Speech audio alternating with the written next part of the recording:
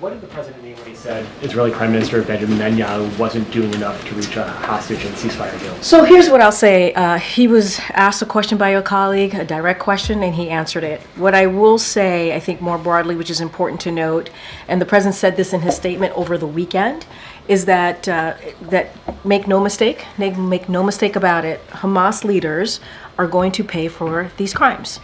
And he and his team, for sure, will keep working around the clock to get this hostage deal done. And this is a president that has been pretty clear about that. He's spoken about making sure that we get this hostage deal done. He's met with the hostage families, all of them. We know that the National Security Advisor, Jake Sullivan, is going to have a conversation with the American hostages this week. And so this is something that we are working again around the clock, 24/7. This is something his team is really steadfast, making sure that they're continue to be focused on this. And look, our teams are in constant conversation with the Israeli government on all levels on a daily basis. And I think that's important to note as well. But we will make no mistake as to who is responsible for this, and this is Hamas leaders. Specifically to my question, what did the president mean that Benjamin Netanyahu is not doing enough? I don't have anything more to add. The president was asked a direct question. He answered that question. What I can say is that, what I can say is this, is that we have made it very clear. The president over the weekend made it very, very clear as to who is responsible. It is devastating. The heinous acts that we have seen by Hamas is devastating. And those 6 hostages, their families are grieving. The president was very clear about that in his statement over the weekend, and he's going to continue to work around the clock.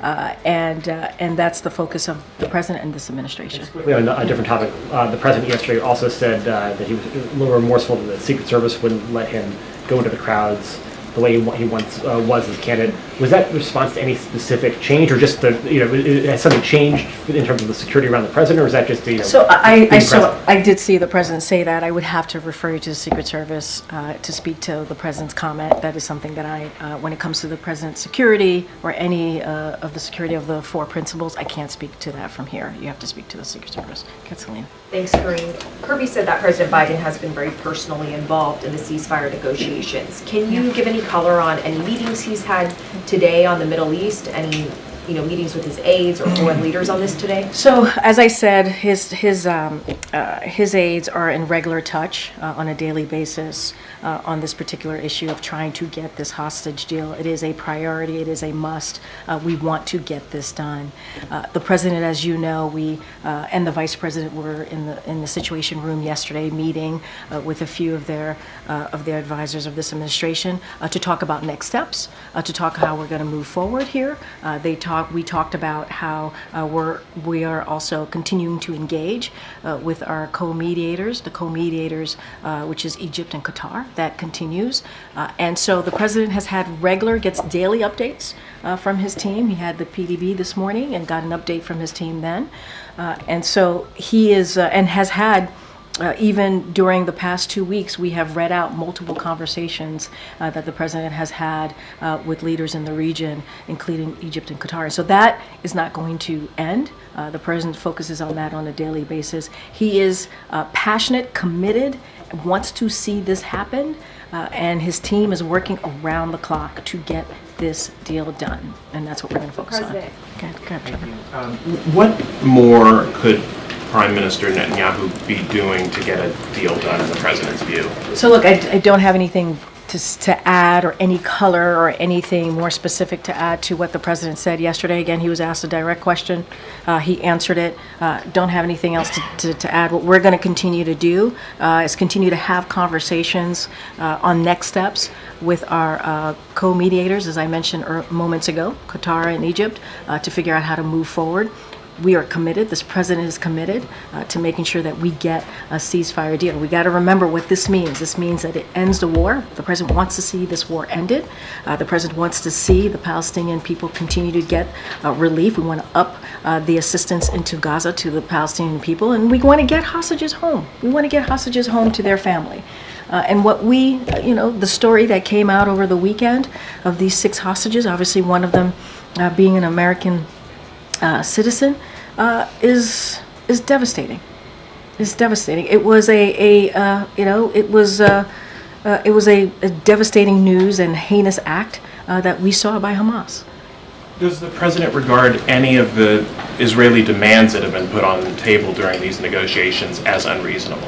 I'm not going to negotiate from here. As my colleague from NSC, Admiral Kirby, said as well, we just are not going to negotiate from here. We're not going to go point by point here. We are looking at all options, as we have said before, and we're going to continue to have those consultations with co-mediators, Qatar and Egypt. I just don't want to get ahead of that from here. Does the president see Prime Minister Netanyahu as a good faith actor in these negotiations? Look, the president sees the prime minister as someone he has known for some time now, for decades. They tend to have honest conversations, direct conversations. I'm going to not get into a yes or no here. I'm going to get into what I know their relationship to be. And I think that's what's important. The president wants to get this done. And I'm just going to leave it there. Okay, and when is the president going to speak to the prime minister next? I don't have anything to read out. As you know, over the past several months, almost a year now, the president has talked to the prime minister several times, and we have read out those conversations. I just don't have anything else beyond that. And I also added a couple times moments ago that our team here talks regularly to the Israeli government on all levels on a daily basis, because we want to get this done. We want to get this done. Okay. Thanks, Karine. You referenced the president's statement over the weekend saying that Hamas leaders will pay for their crimes. Are you making a specific reference to actions the U.S. is planning to take to ensure that that will happen? So I'm not going to get into, as you know, we just don't telegraph those types of things. We wanted to send a clear message, and we did. The latest events were heinous. There were heinous murders, and Hamas has even more American blood on its hands, and that's what we want to make sure. And as you stated to me, Hamas leaders will pay for this crime. I'm not going to telegraph from here, from this podium, what that's going to be. That's not something I'm going to do from here. But we wanted to make it very clear about who's responsible and how, and where the United States is on this. You are saying that you are referring to that outcome coming from the U.S.'s actions. Can you just clarify whether you're talking just generally about eventually Hamas will pay for what they have done, or are you talking about the administration ensuring that something will happen, action will be taken to make sure that Hamas leaders will pay for I'm not going to go beyond the statement. As I said, Hamas leaders will pay for this crime. What we saw over the weekend was the latest heinous murder, and that's what it was. And so we are going to be very clear on calling that out. If anything, Hamas has even more American blood on their hands, even more. And so we're going to continue to be really clear. I'm just not going to go beyond that statement, beyond what I'm saying here. I'm not going to telegraph anything. In the president's public comments, why is he harder on Benjamin Netanyahu than he is on the terrorist leader of Hamas? The president has been very, very clear about Hamas leaders and what they have done. He was very clear on October 7th. He has been very clear multiple times thereafter on what Hamas has done.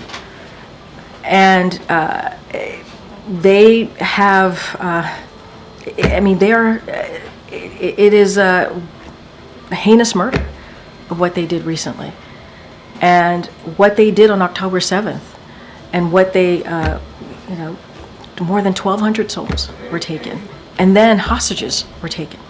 That's why we're trying to get this deal done, to get people home to their families, including American hostages. And we're continuing to be very, very clear about that. He was asked a question. He answered it directly. But Hamas is responsible. They have more American blood on their hands. The president was clear. about that in his statement. And he has been. Our focus, ceasefire deal, working continuously with our co-mediators, Qatar and Egypt, on next steps on getting to that hostage deal. That's our focus.